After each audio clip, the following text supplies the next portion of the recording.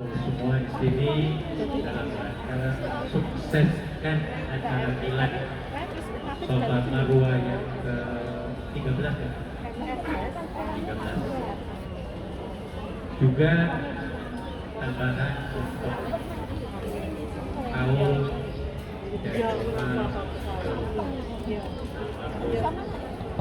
Yun gini.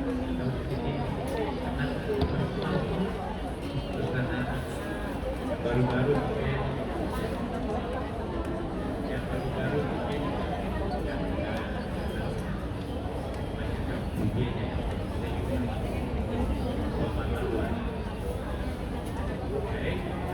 itu sekalian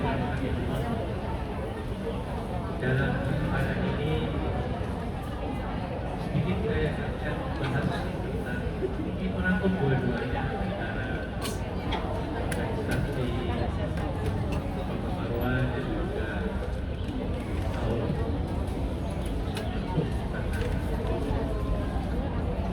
Saya sodorkan satu tema yang saya kira sangat sesuai untuk kita semua, termasuk saya.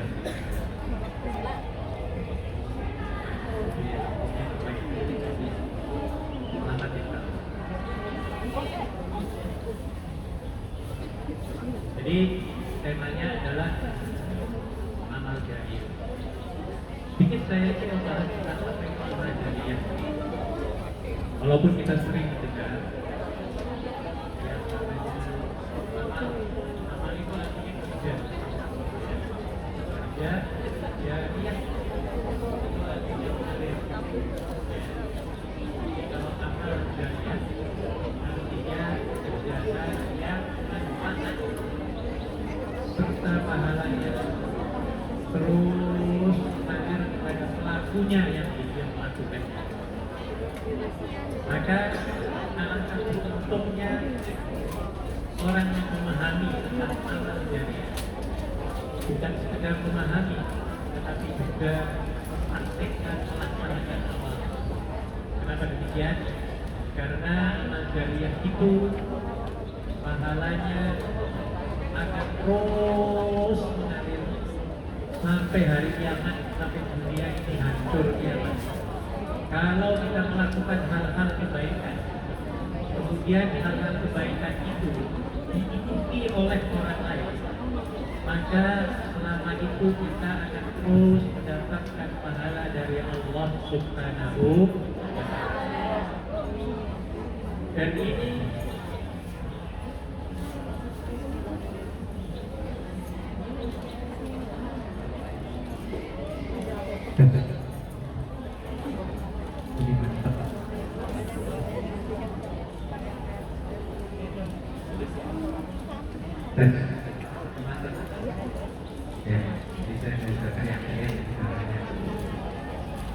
jadi ibu sekalian, konsep amal jariah ini patut kita pahami dan patut kita praktekkan dalam kehidupan sehari-hari. Yang namanya amal biasanya kalau kita lihat kita itu apa? Berasumsinya yang belum kotak amal biasanya bu ya. Apalagi Jumat ya, waktu Jumatan masjid, padahal yang dinamakan amal soleh pas termasuk amal jariah itu adalah segala sesuatu yang kita lakukan yang nilai pekerjaannya itu adalah baik, itu disebut sebagai amal soleh.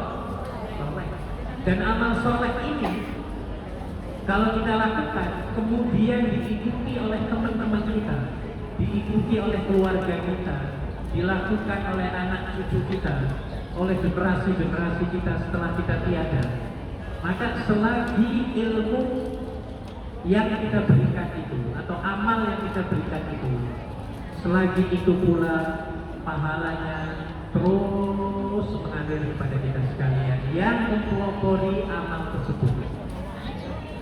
Paham ya Bu ya? Nah, makanya dalam surat Al-Asr Allah sampai memperingatkan kepada kita, innal insana lafi khusr, sesungguhnya keseluruhan manusia ini dari mulai Nabi Adam sampai sekarang kata Allah, itu dalam kondisi merugi dan bangkrut, gak ada hasil. Tetapi Allah mengecualikan 4 kategori manusia. Yang pertama adalah illal ladzina amanu. Orang yang beriman pasti tidak akan dibangkrutkan oleh Allah Subhanahu wa taala.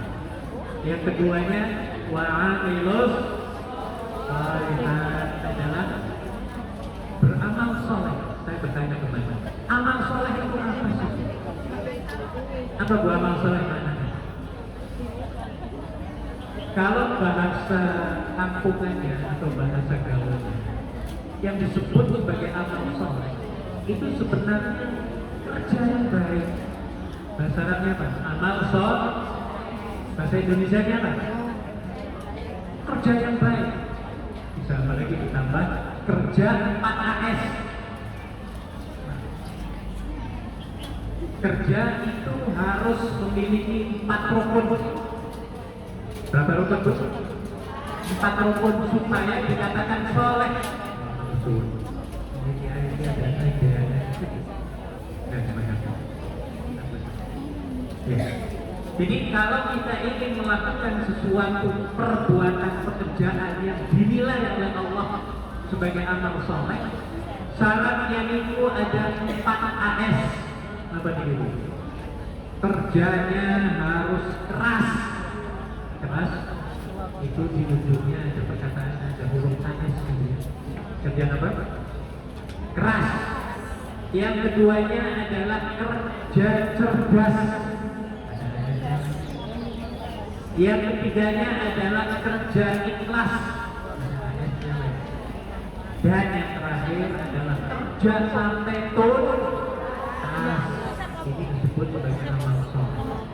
Dan kalau ini kita lakukan, maka akan disebut sebagai shadaqatun jariyah. Kata Nabi, riwayat Abi Hurairah radhiyallahu anhu, dalam fotokopian ini ada. Dalam fotokopian dijelaskan oleh Nabi sallallahu alaihi wasallam, "Idza mata ibnu Adam inqata'a 'anhu 'amaluhu illa min thalath." Amal anak cucu Adam itu kita semua akan terputus apabila kita mati. Artinya apa? Pahalanya sudah tidak lagi didapatkan oleh pelakunya, kecuali 3 perkara. Mana 3 perkara itu? Shadaqatun jariyah. Yang pertama. Yang kedua, ilmun yuntaba'u bih. Yang ketiga, waladun salih yad'u lahu. Yang pertama adalah shadaqatun jariyah. Apa shadaqah jariyah? Sedekah itu apa sih artinya? Berbagi lah kalau bahasa kita ya. Iya.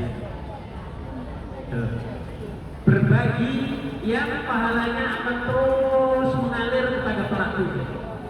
Dan saya ingin berikan contoh.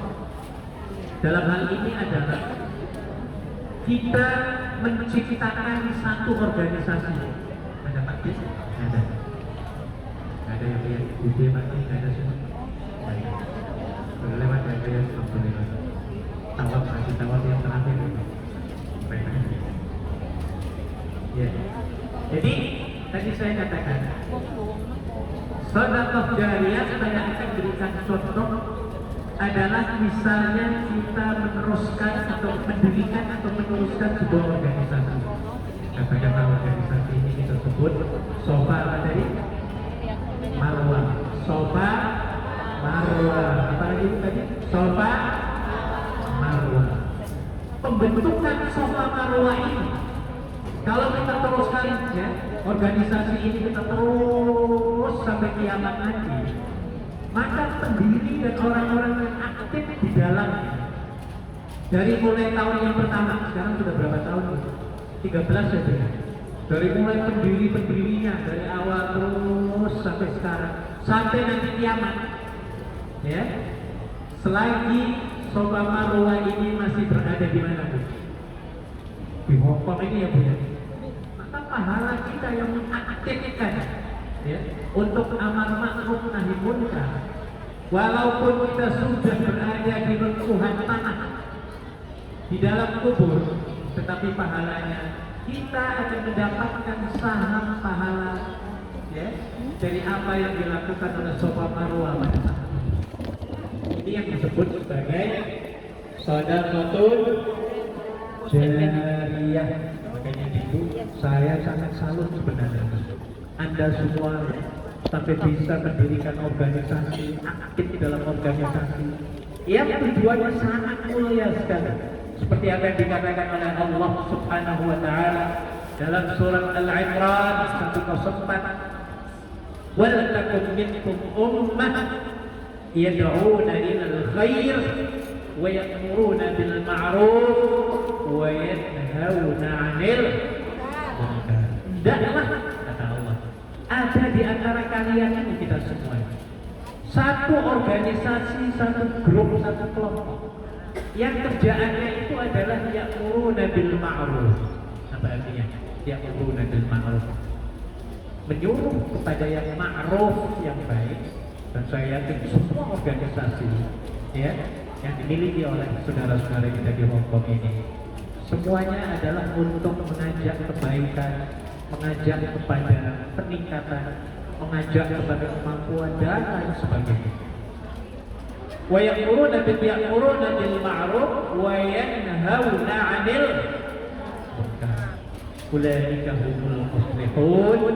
Maka mereka itulah orang-orang yang diberikan keuntungan, kemenangan oleh Allah Subhanahu wa ta'ala. Maka bersyukur sekali Anda ya, aktif berinteraksi, berkontribusi dalam sebuah organisasi. Kalau di sini yang ikut ada berapa organisasi? Selain Safa Marwah, apa lagi Bu? Tolong sebut Bu. Istiqomah dari Palestina banyak. Apa lagi? Ada 3 cabang, wah luar biasa. KJHI, RJ, apa lagi Bu? TGB, orangnya dari Mataram. Apa lagi? Al-Fadilah, sejarahnya Al-Fadilah yang di sini. Al-Fadilah bisa masih ingat banget terus. Pokoknya insya Allah para pendiri dan aktivisnya akan terus dapatkan pahala insya Allah. Dulunya ini saya kira pertama kali Al-Fadilah yang menemukan ini ya Bu. Oh bukan di sini. Oh ini termasuk, ini amal jariyah termasuk. Amal jariyah, sedekah jariyah. Jadi Anda adalah orang yang sangat beruntung ya? Dan berbagi, berkontribusi itu Bu, ada 4 sebenarnya. Tapi yang paling sangat disukai, dicintai oleh Allah Subhanahu wa ta'ala adalah berbagi kata. Berbagi kata juga termasuk sedekah jariyah. Apa yang disebut dengan berbagi kata?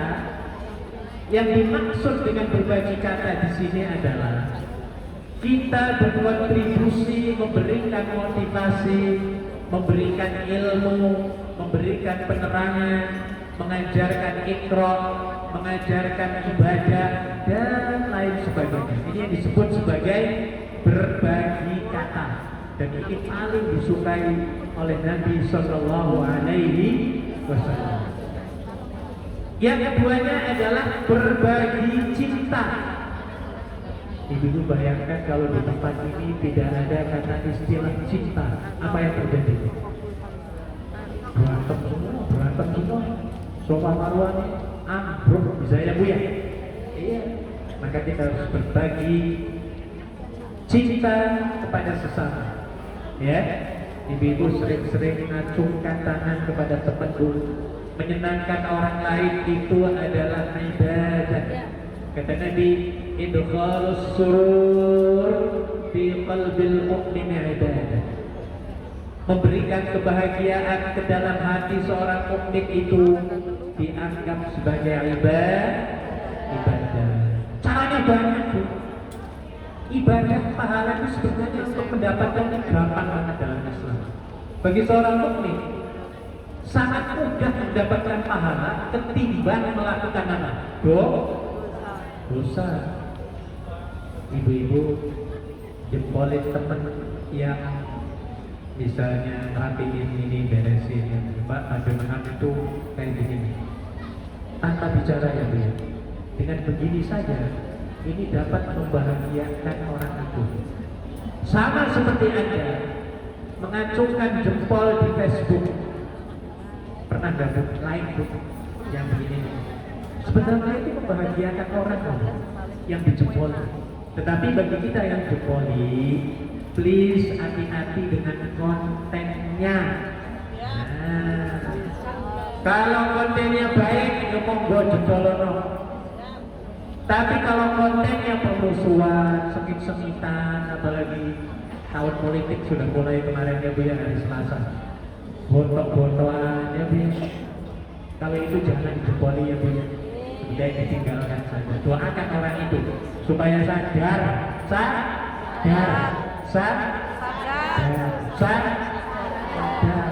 Nah, yang ketiga adalah berbagi harta. Luar biasa panjenengan ini. Ya, termasuk ya ada yang masak ini mungkin malam tadi ada yang nggak bisa tidur. Ini ada yang pagi-pagi kesini ada nggak? Main mesti dari rumah jam berapa itu luar biasa. Berbagi tenaga, berbagi harta, tata dok, ongkos dan lain sebagainya. Beli macam-macam ini. Ingat ibu-ibu, semuanya akan dibalas oleh Allah Subhanahu wa Ta'ala, dan ini akan menjadi jariah untuk panjenengan semua. Karena kalau organisasi yang tetap aktif terus sampai kiamat, Anda yang berkontribusi di sini terus akan mendapatkan saham pahala dari Allah Subhanahu wa Ta'ala. Dan yang terakhir adalah berbagi tahta. Apa maksudnya itu?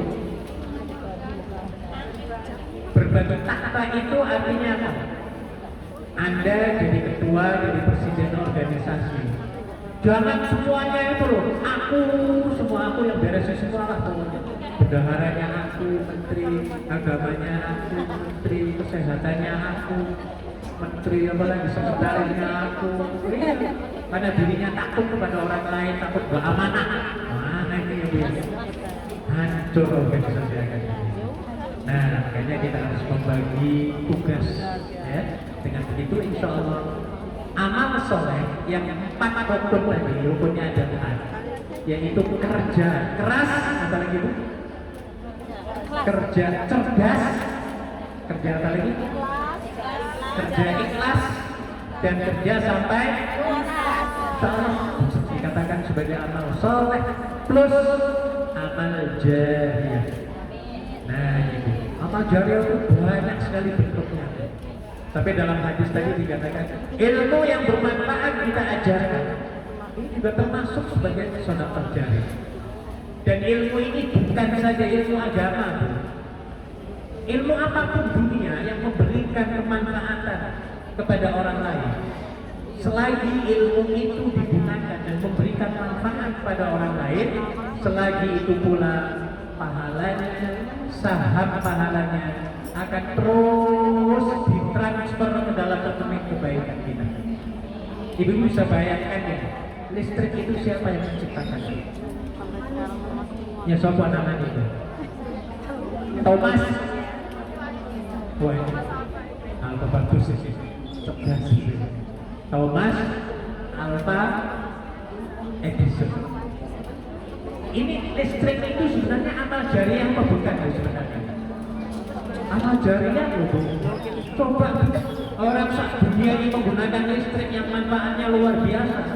Kalau dia seorang muslim, Thomas itu, maka terus pahalanya akan terus mengalir. Itu banyak sekali pahalanya yang dia dapatkan.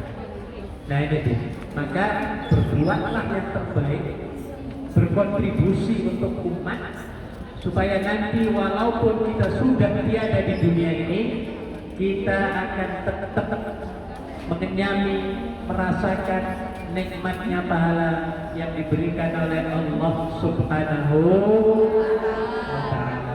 Ya, jadinya disebut sebagai sedekahun jariyah. Tapi lagi-lagi itu sekalian, tantangannya luar biasa dalam organisasi ini. Jangan dikira mimpin organisasi itu gampang, paling angel loh. Susah. Kita cuma hidup 2 orang saja susah ya dia. Ibu yang sudah berkeluarga semua belum? Sudah balik semua belum? Sudah ya dia. Yang pernah berkeluarga dan masih berkeluarga, tentunya pernah merasakan betapa sulitnya hidup berdua ya Bu ya, kadang-kadang ya Bu ya. Betul apa tidak? Satu orang tak satu kepala suami kita. Tapi setelah honeymoon apa ya? Bulan madu, ya Allah berantem terus. Sampai kita mental kemana sekarang? Kemana kita mentalnya? Ini padahal cuma 2 orang tuh. Nah itu. Apalagi sekarang mimpin kepalanya ada berapa ratus. Kasihan Bu Ani, mana Bu Ani? Masih Bu Ani. Iya, ngurusin berapa kepala yang punya pembuatan dia. Nah, ya punya tapi disyukuri. Nah, itu ya. Jadi ternyata itu sekalian sering saya sampaikan. Ya, dalam organisasi ini ada satu makhluk provokator yang disebut sebagai Menteri Dasin. Masih ingat Bu?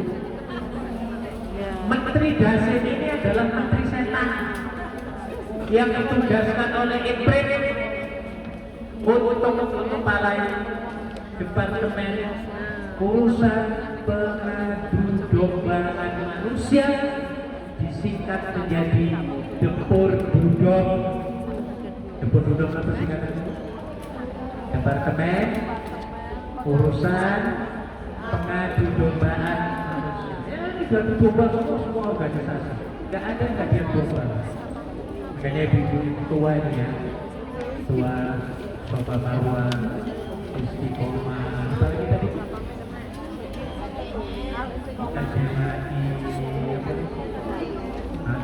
banyak ya. Sadari bahwa di situ akan ada provokator dan provokatornya bukan main-main. Menteri provokatornya ya, tapi menteri apa? Menteri setan. Tadi siapa namanya? Dasin. Yo bobok terus Dasin ini kurang ajar. Ya, petua diadu dengan pengurus, pengurus diadu dengan pengurus, pengurus diadu dengan rakyat, jamaah itu ya, jamaah dengan jamaah diadu, organisasi ini dengan organisasi itu diadu domba, ya supaya apa? Yang satunya jatuh kalah, bubar mati, yang satunya apa? Urip terus. Nah, jadi kerjaannya kita nih gitu. Coba namanya menterinya Dasin. Jadi Dasin ini sebenarnya dibantu oleh triliunan asistennya supaya kita dipecah belah, hancur cur, supaya tidak ada organisasi di Hong Kong ini. Ya, yang kemudian kalau tidak ada organisasi, apa yang terjadi?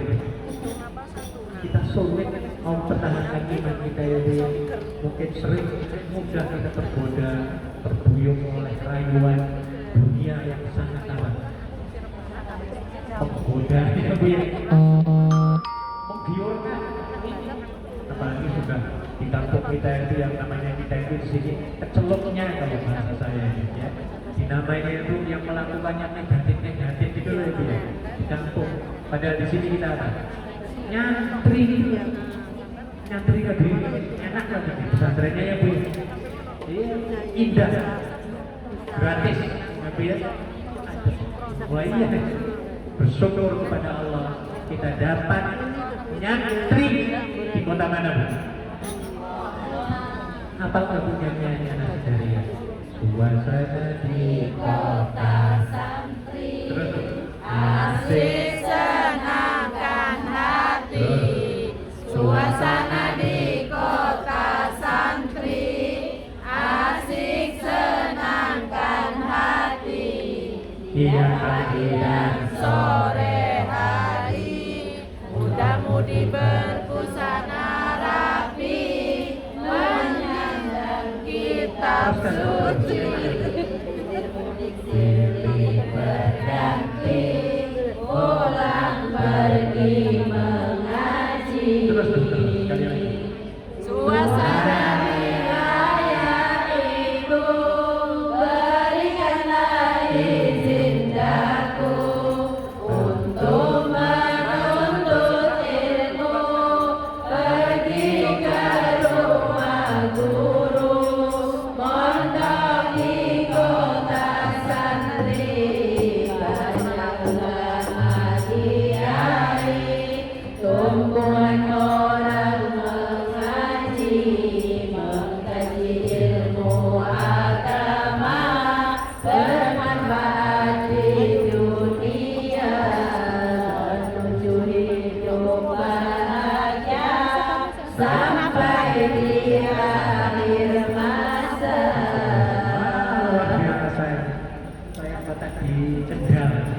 Ada orang Kendal. Banyak pasarnya itu ya.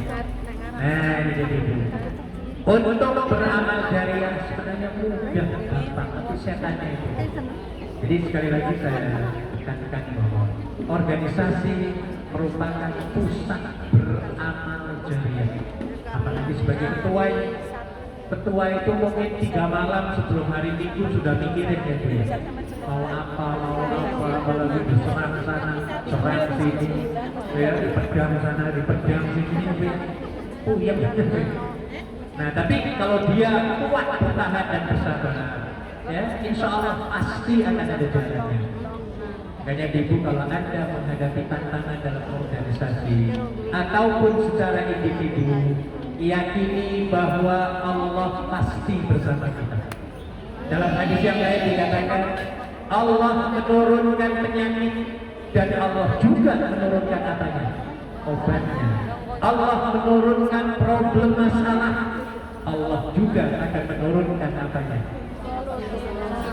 Solusinya. Jadi kita harus kuat, ya, ibu-ibu presiden dan kita sebagai jamaah, ya, harus guyup, kompak, ya, tentrem, harmonis supaya apa?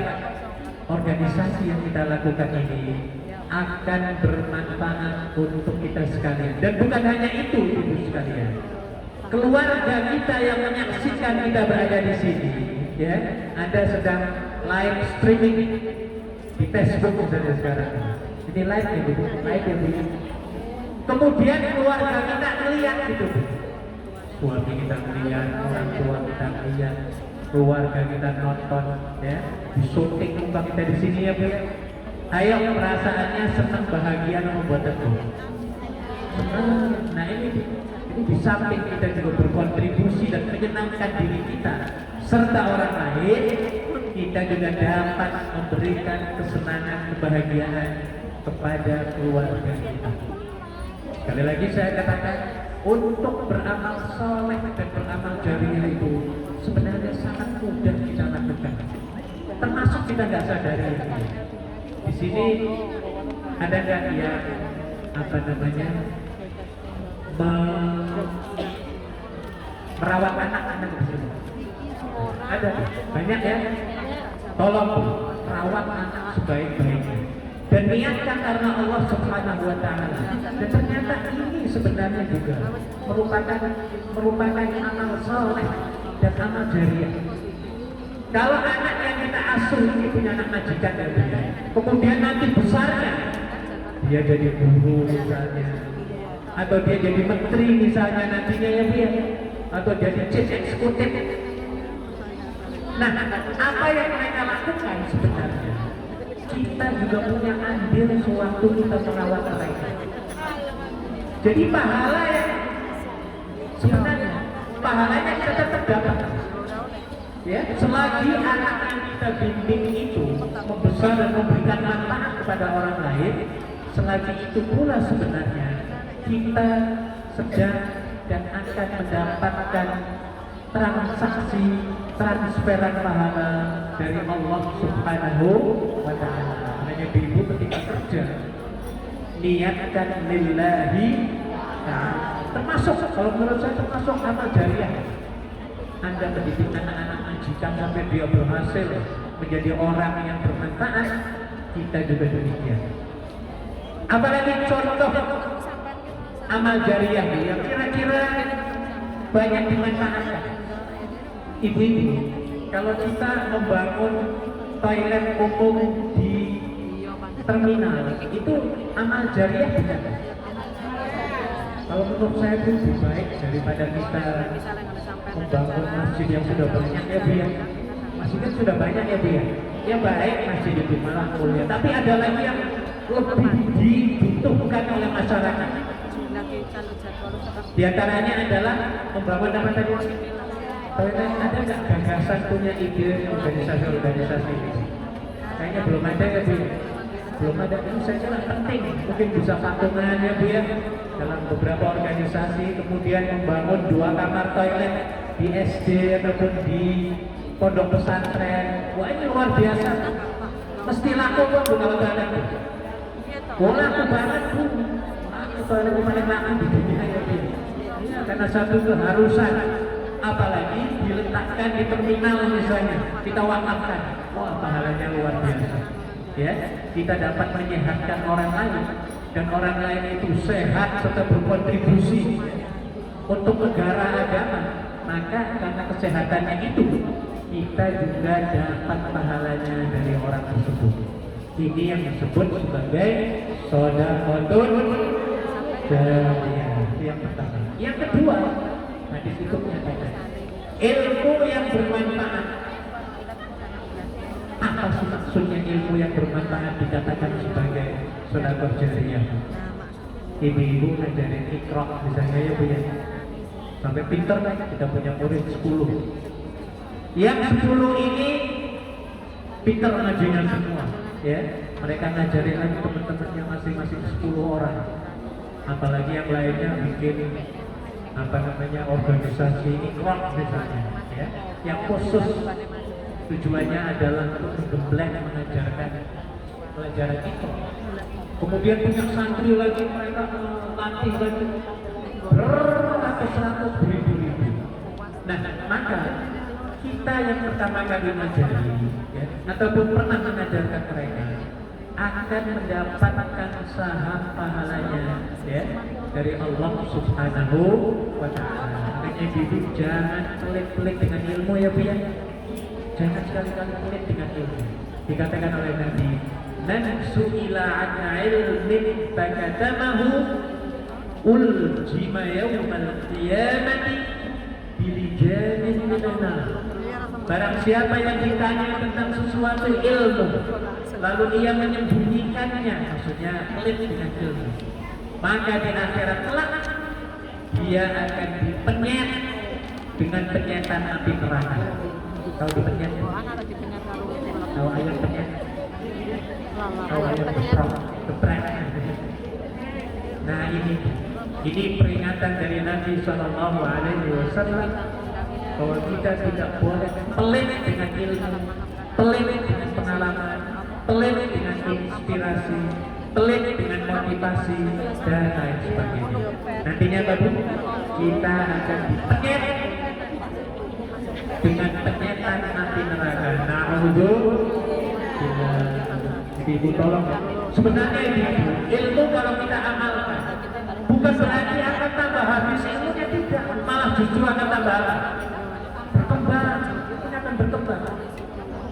Makanya kalau saya tanya ibu ya, panjenengan punya warteg misalnya, ada yang punya warteg belum?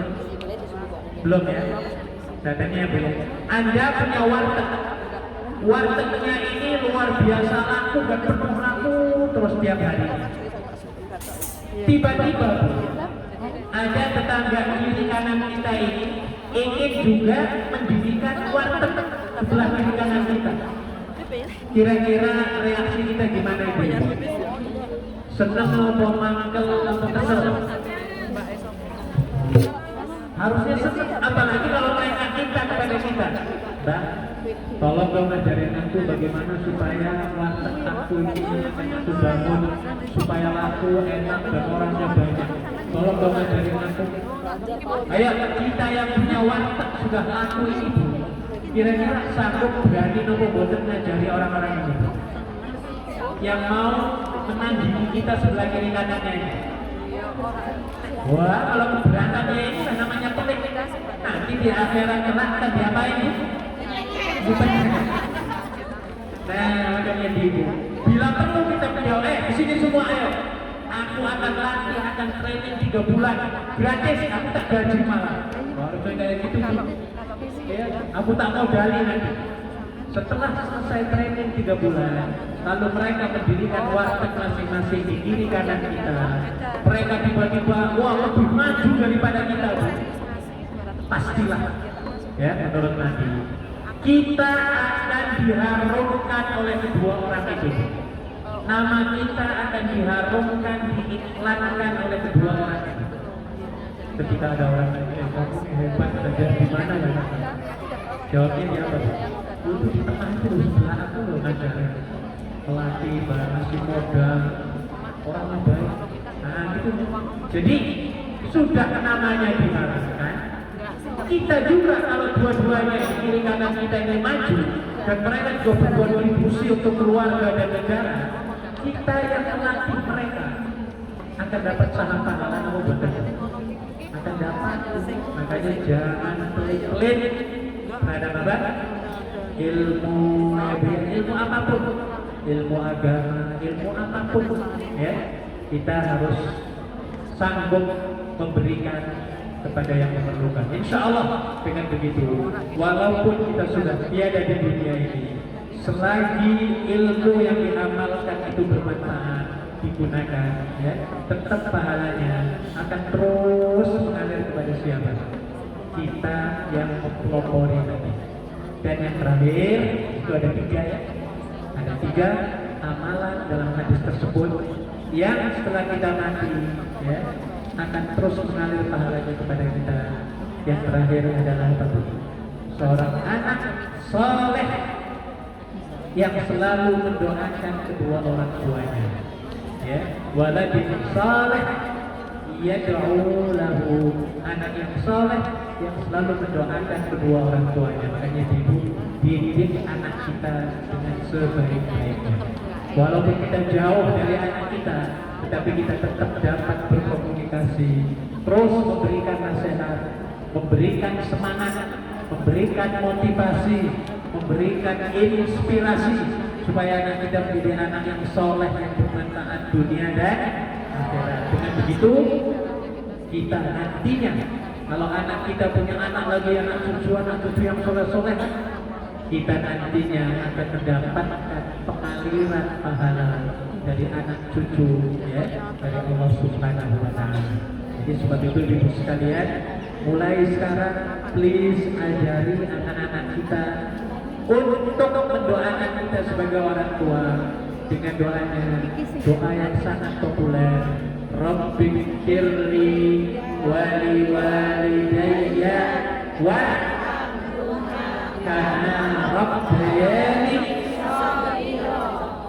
Penjelasannya sudah menyuruh dengan anak suruh setiap malam doakan aku ya setiap sembahyang, gitu nggak Bu? Pernah nggak Bu? Tolong Bu, setiap saat ingatkan anak-anak, please don't forget to make doa for me. Nah, gitu. Bisa baca gitu. Selalu diingatkan anak-anak kita supaya apa? Mereka selalu mendoakan kita pada setiap saat, ya.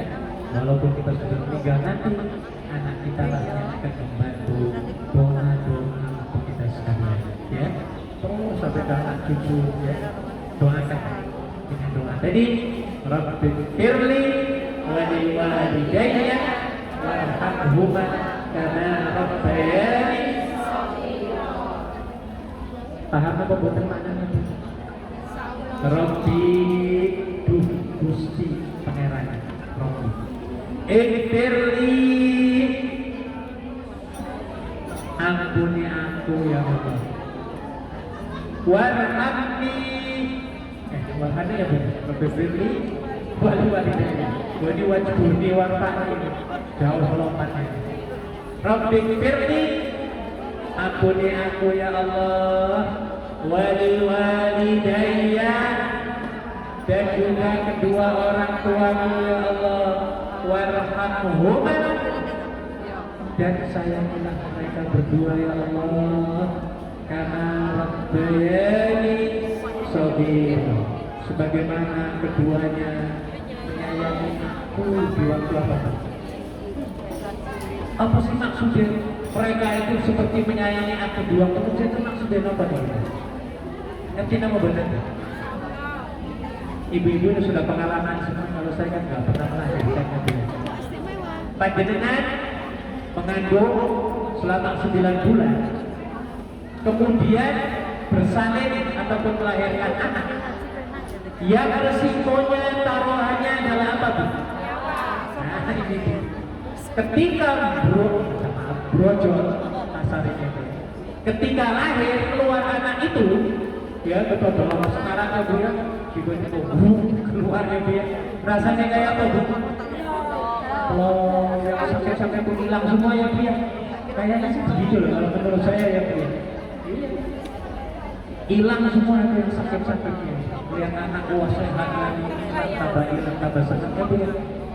Nah anak waktu baru lahir, waktu bayi, pernah nggak panjenengan ketika lagi apa itu nyuapin anak bayi kita baru lahir atau nyusui anak, tiba-tiba muka kita dikecili? Pernah kayak gitu? Sering ya Bu ya? Ketika bayi kita mengecili kita, panjenengan marah sama banget. Apa kok buang aja tak banting yang ada kayak gitu? Kenapa nggak tinggal seperti itu? Ayo kenapa Bu? Nah ini saking sayangnya, saking apa? Sayangnya walaupun dikencing, diketuki, diberahi ya Bu ya. Tapi karena perjuangan tadi itu mengeluarkannya Bu ya, mengeluarkannya sampai susah payah, masa mau dibanting, mau dibunuh, kan namanya nggak masuk akal. Nah jadi seperti itu, kita minta kepada Allah supaya kedua orang tua kita ini diberikan rahmat kasih sayang oleh Allah Subhanahu wa Ta'ala, sebagaimana mereka menyayangi kita semua di waktu kapan? Di waktu bayi, di waktu kecil. Kenapa? Karena waktu bayi kecil ini belum punya dosa ketika itu. Coba kalau kita dikencingi oleh anak yang umurnya 15 tahun, marah banget. Marah apa enggak? Bulan Maret dekat kita ya Bu ya. Iya. Apalagi udah orang tua mencingin kita, wah kita tembak dia Bu. Tapi ketika masih kecil, mustahil seorang ibu akan melemparkan anaknya, akan ngepuk anaknya, dia Bu ya, karena mencingin kita. Nah ini ya. Jadi ketiga macam pekerjaan ya, yang akan menjadi amal jariah patut perlu dari mulai sekarang kita teruskan secara kontinu, dan jangan sekali-kali patah putus asa, supaya Pak ketika kita sudah tiada, kita akan terus tetap mendapatkan aliran pahala dari Allah Subhanahu wa Ta'ala. Walaupun situ di fotokopian masih banyak lagi sebenarnya contoh-contoh amal jariah ya. Tapi karena waktunya sudah sore, saya kira saya buka untuk pertanyaan barangkali dari ibu sekalian, kita berinteraksi supaya akan lebih berkembang lagi. Monggo kalau ada unek, ada komentar, ada pertanyaan ya, dari teman-teman sekalian, silakan. Dari Sofa Marwa, silakan.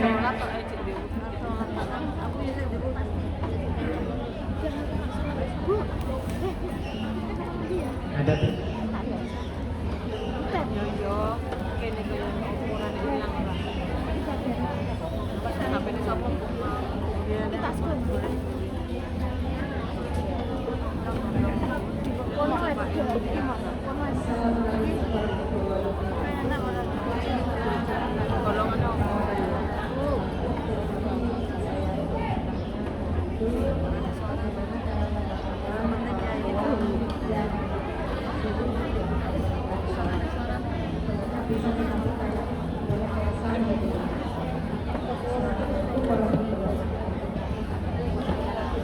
bagaimana menasihati orang tua yang sulit untuk sembahyang ya Allah. Ingat ibu sekalian, Nabi pernah diingatkan oleh Allah Subhanahu wa Ta'ala yang bunyinya adalah wa ma 'alaina illa al-balaghul mubin, dan tidaklah kewajiban kita itu, kata Allah pada Nabi yang Allah, kecuali hanya menyampaikan nasihat, memberikan informasi. Itu tugas kita. Jadi kalau orang tua kita masih malas sholat, tugas kita memberikan ingatan, tawasau bil haq, mengingatkan orang tua kita ya supaya melakukan kewajibannya terhadap Allah Subhanahu wa Ta'ala. Permasalahannya ini adalah bagaimana teknik supaya apa yang kita sampaikan kepada orang tua ini beliau nuruti gitu. Ada tekniknya loh sebenarnya. Kita berdakwah itu harus ada tekniknya. Contohnya begini. Ini air gitu. Botol ini isinya apa? Air. Orang yang menjadi sales atau marketing, airnya sama sebenarnya. Air mineral semua sama, semua di sana ya. Nah, cuma tekniknya beda-beda. Ada yang memasarkannya itu dengan tempat yang botolnya menarik. Ini kan menarik kalau menurut saya dia. Sudah mungil kecil, kemudian apa nanti? Megangnya enak ya dia. Enak megangnya. Kemudian membuka ininya juga agak repot. Sedikit aja tetap langsung terbuka. Karena ada botol minuman yang kalau kita buka itu airnya mencrat, ada. Saya nggak mau yang itu. Walaupun itu apa namanya terbaik di sana, ya. Iya. Jadi maksudnya ada tekniknya. Nah, mungkin tekniknya, ya. Saya sarankan tekniknya kalaupun susah. Jadi yang pertama kita cuma menyampaikan. Ini tugas kita pada orang tua. Nah, teknisnya ini, ya. Yang pertama adalah harus dengan cara tensoplas. Apa bu? Tensoplas bukan berarti pergi ke apotek lalu beli apa tadi? Tensoplas gitu ya. Kemudian ditaruh di tangannya dia ditempel. Bukan itu maksudnya. Tensoplas ini singkatan.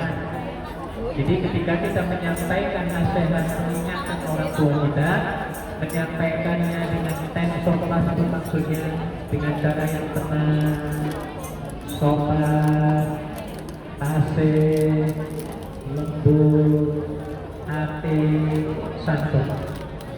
Saya akan bahas santun. Apa sih artinya santun itu? Lemah lembut, kurang sedikit. Siapa yang tahu arti santun? Tak kasih pisahkan satu. Dengan tempat kasih sayang kurang sedikit lagi. Ayo, apa artinya santun? Tak kasih satu keranjang. Bahasa halus, kata halus. Ya, kan sopas itu tadi. Ya. Santun. Lehai maya niyana. Hai, ayan niyana. Lehai maya niyana. Hai. Are you Indonesia? Yes. Lehai maya niyana. Hai. Hai. 20 tahun sama seperti kantor Santun. Wong Indonesia nggak ngerti santun. Sopan santun. Saya jelaskan. Santun itu sebenarnya simpel. Sayang menyayang. Memberi tanpa diminta. Nenengan. Meng. Ikhlas. Memberi tanpa diminta. Beda nggak? Memberi tanpa diminta dengan memberi diminta, beda apa nggak? Beda. Mana yang sering diminta, terpaksa. Nah, tapi yang paling abdol itu apa? Tanpa diminta. Ya, kok nggak diminta aja ngasih, apalagi di gitu loh. Ya wes, loman sedikit lagi, sedikit lagi loman. Nah ini tanpa diminta, ini luar biasa.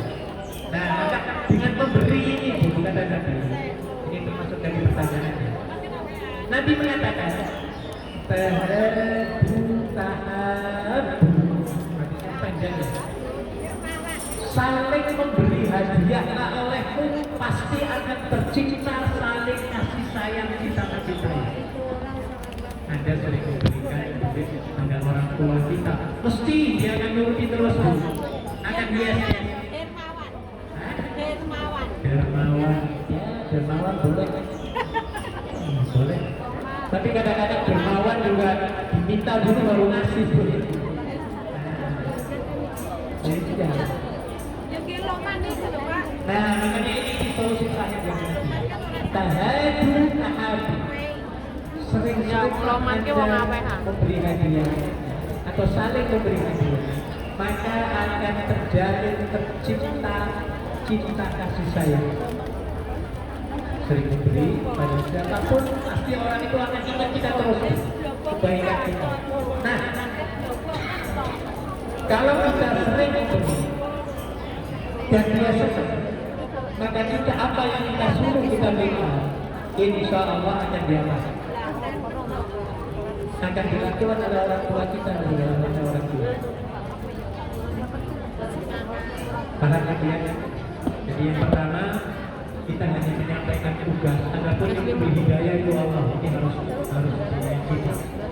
Ya, yang diberi hidayah dan nasihat Allah. Sementara kita hanya menyampaikan, kita mendakwahkan itu loh maksudnya.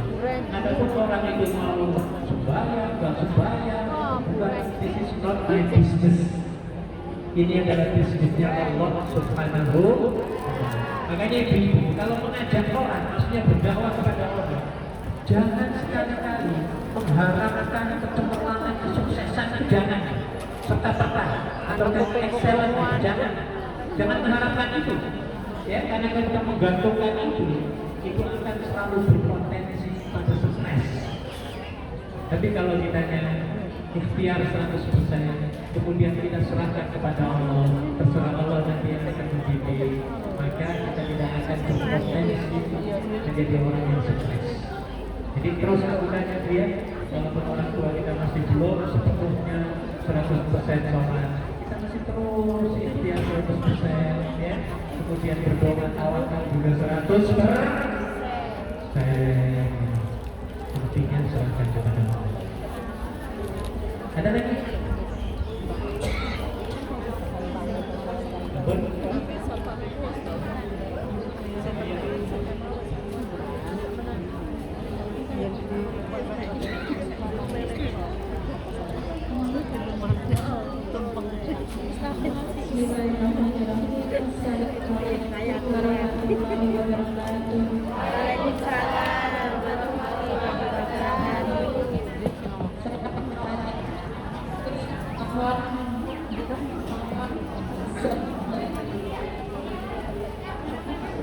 Saya mohon jamaah jangan tersinggung ya apabila ini ada yang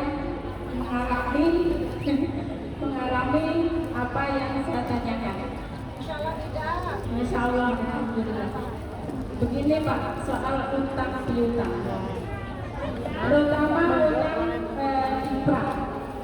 Di saat menerima pinjaman di tangan, kita nggak tahu.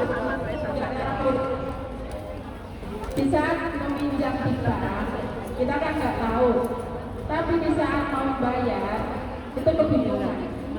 Katanya rentenir itu dengan Pak Ustadz katanya dosa besar membesarkan bunga gitu ya. Anaknya riba. Nah, itu di sini kan kebanyakan pinjam di bank gitu ya. Dan di saat meminjamnya kita nggak tahu, tapi di saat membayarnya itu kebanyakan kebingungan cari pinjaman ke teman-teman sana sini. Nah, yang meminjamnya untuk bank itu apakah terlibat dosa? Maksudnya untuk menutup Pak. Loh, dia tak Bantu untuk melunasi Pak. Itu. Apakah yang meminjamnya untuk melunasi Pak itu apa termasuk dosa besar? tapi kan gini tuh. Misalnya aku tanya saya sampai sama tau aku kok banyak burung ini tuh. Burung kok mbak anak nangis terus. Nah, iya masalahnya gede. Jadi saya ingin beban. Mungkin saya nggak bisa bayar, dibantu oleh teman gitu. Teman itu yang bantu saya juga ada dosa. Itu ya Bu ya. Nah, Tindihin mbak sing lemu kan. yang pertama, Woi. Mas, ini tadi ada masalah riba. Riba sendiri ada beda pendapat. Ya kalau bagaimana memaknai riba ini? Boleh dikatakan riba itu adalah eksploitasi, ya, eksploitasi yang interest ataupun bunganya itu kecekik, itu namanya riba. Kalau nggak kecekik, kalau menurut saya wajar-wajar saja, bank saja harus nyewa bangunan, ya Bu ya, bayar listrik, bayar pegawainya. Kalau misalnya pinjamnya 2.000 harus bayarnya 2.000, kan dia kok tak banknya? Lebih baik tutup aja banknya Bu yang nggak bisa bisnis ya Bu ya. Nah, makanya di situ banyak perbedaan pendapat. Jadi selagi bank itu tidak mencekik, kalau menurut saya bank di Hongkong tidak mencekik. Yang mencekik itu bukan di bank-bank yang biasa itu-itunya Bu ya, yang benar ya Bu. Nah itu yang dikatakan riba. Ya, itu yang di bank ini berbeda pendapat. Tapi saya berpendapat selagi hal itu tidak membebani banget interestnya, maka hal itu wajar. Jangankan masalah bank ya Bu ya, makanan saja, makanan halal, kalau kita berlebih-lebihan itu akan menjadi haram Bu. Contoh ya, bukan masalah makan, ini misalnya masalah harga. Saya jualan bakso di Kowloon ini, di sini Kowloon berapa biasa mangkok? 50 ya. Tiba-tiba saya jualan harganya 105. Gak ditulis itu, gak ditulis tuh harganya. Orang sudah makan selesai, tiba-tiba di total satu mangkoknya $105 di riba karena eksploitasi sejarah. Jadi walaupun yang dijual itu halal, tetapi karena praktek eksploitasi, maka itu disebut apa? Riba. Jadi pembahayakan karena mencekiknya dia. Nah, tapi kalau harganya cuma ya 65 atau tidak sedikit lah, saya kira masih wajar. Nah, jadi kembali. Dan masalah perbankan itu adalah masalah yang keniscayaan wajib ada. Coba ibu kalau di Hongkong nggak ada bank, apa yang terjadi? Bu, kalau di Hongkong nggak ada bank, kira-kira gimana oleh kita? Susah, nggak mungkin ada negara sulit ya Bu ya. Iya. Aku nggak mau harus nyimpen di bank nanti aku dapat riba. Ya mau taruh di bawah kasur ini sebulan habis. Nah, jadi bank itu satu kewajiban harus ada, ya. Nah, tinggal prakteknya saja. Makanya ada bank Islam, bank syariah, ya Bu ya, supaya tidak mengeksploitir sebagai tujuan. Dan itu sama dengan bank-bank peraturannya, bank-bank konvensional. Nah, yang dipertanyakan tadi, apakah orang yang bantu kita mau bayar itu juga dapat dosa? Kalau menurut saya dia akan banyak mendapatkan pahala.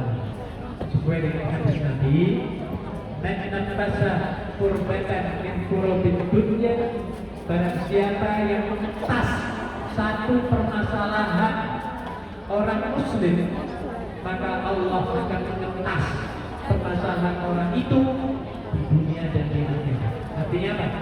Kita menolong dan menyelesaikan masalah orang ini, ya, supaya cepat apa?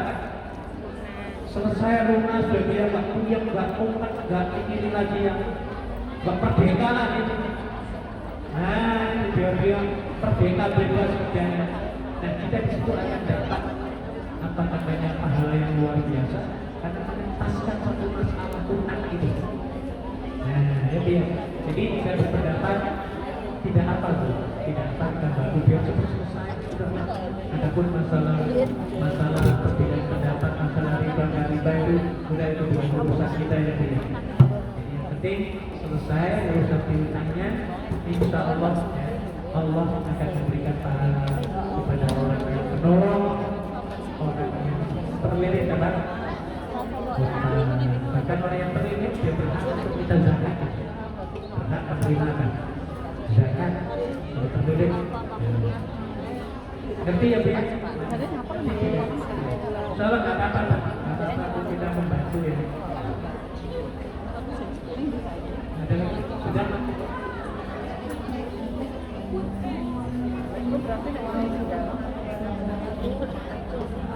Kegiatan kita juga ada konsisten sama ya. Ini Bapak ada seorang teman saya ini kemudian di Indonesia suaminya menceraikan dia dengan talak. Maka kami dari mencetak talak sudah terjadi kesesuaian dalam hubungan.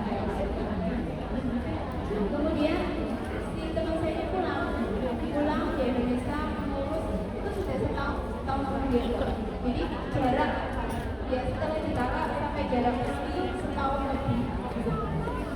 Kemudian dia pulang dan mengurus surat-surat cerai. Pengadilan memutuskan cerai. Akhirnya dia tidak sengaja ketemu jodohnya gitu. Yang perempuan yang adalah dia dari kemudian dia menikah. Kamu gini kamu baru cerai kok sudah nikah, kamu masih ada masa idah.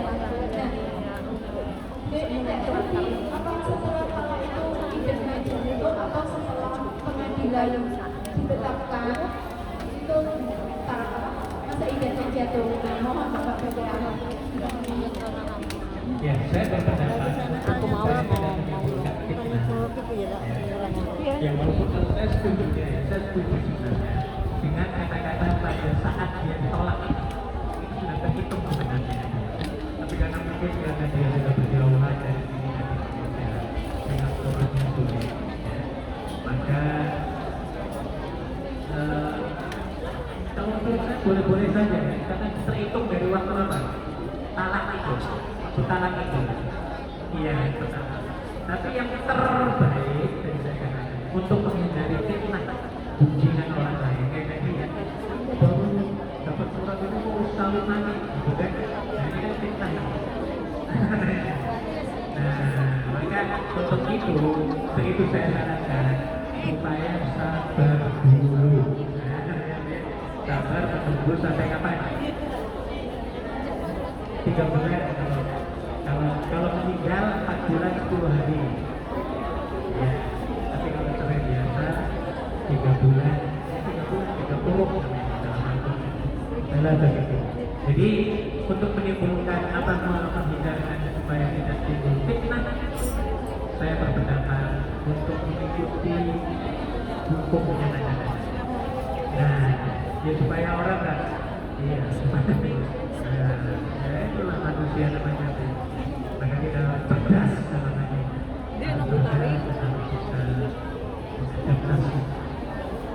Itu Bu saya kira jawaban saya. Jadi supaya tidak timbul fitnah sampai hitung dari mulai dapat.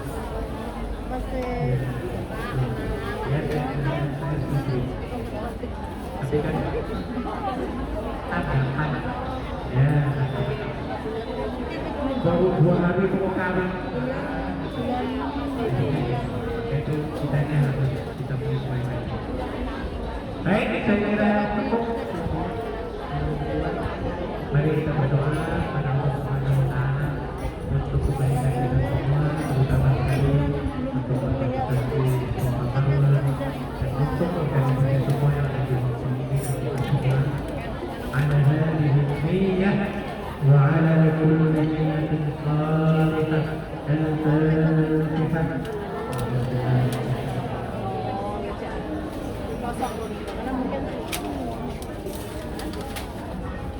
Ya, Ramo. Betul. ada permintaan doa batas silat silatul silatul yang itu nasib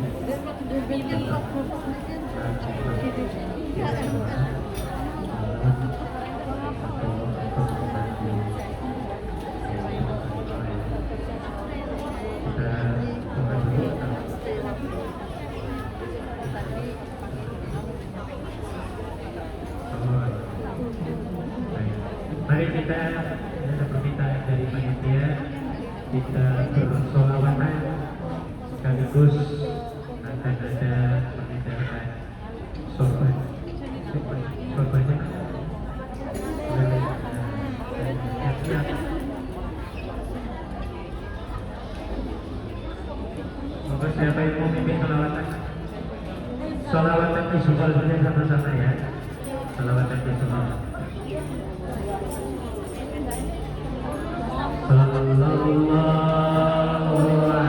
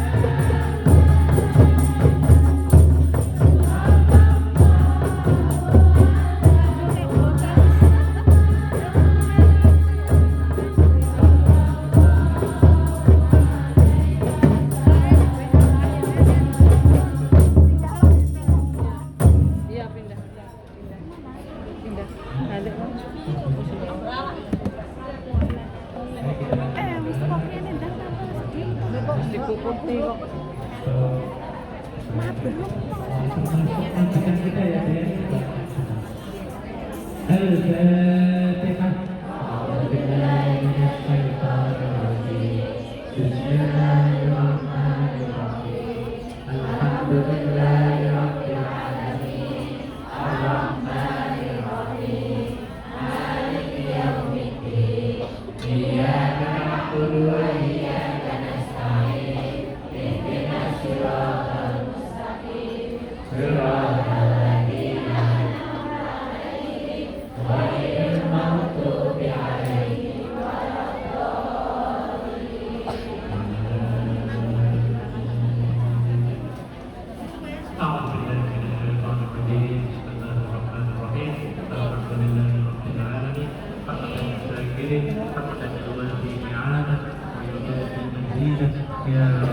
لك الحمد كما ينبغي لجلال وجهك الكريم وعظيم سلطانك.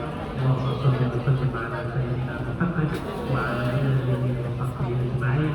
اللهم انا نسالك رضاك والجنه ونعوذ بك من سخطك والنار. اللهم انك عفو كريم وتحب العفو فاعف عنا يا كريم.